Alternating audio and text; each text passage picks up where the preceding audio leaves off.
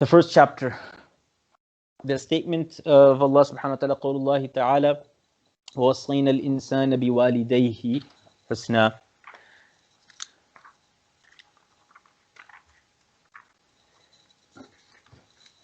That we have enjoined on humankind kindness to parents. So the hadith, I'm not going to go through the Arabic, we'll just go look at the English.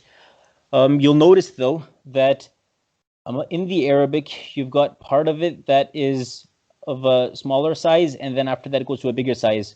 So this is all the entire sanad.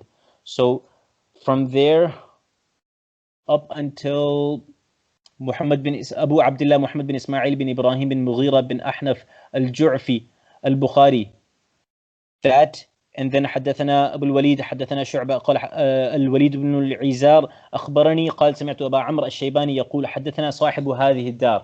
There's where we're going to start from. That the owner of this house, and he pointed to the house of Abdullah bin Mas'ud radiyallahu anhu, said, I asked Rasulullah sallallahu alaihi wasallam, which action is more dear to Allah, the mighty, the glorious? He replied, Salah at its proper time. I asked, which deed after that? He said, to behave kindly with parents. Which deed after that? Then waging jihad in the cause of Allah subhanahu wa ta'ala. And then Sayyidina Abdullah bin Mas'ud, who told his student that he told me about these things. If I had asked him to tell me more, he would have told me more. So the question comes, why did Imam Bukhari begin his kitab with this chapter, strongly emphasizing the importance that we are supposed to show to our parents when it comes to being kind with them and being nice to them, fulfilling their rights. And so the reason for this is that there are two strong relationships that we have.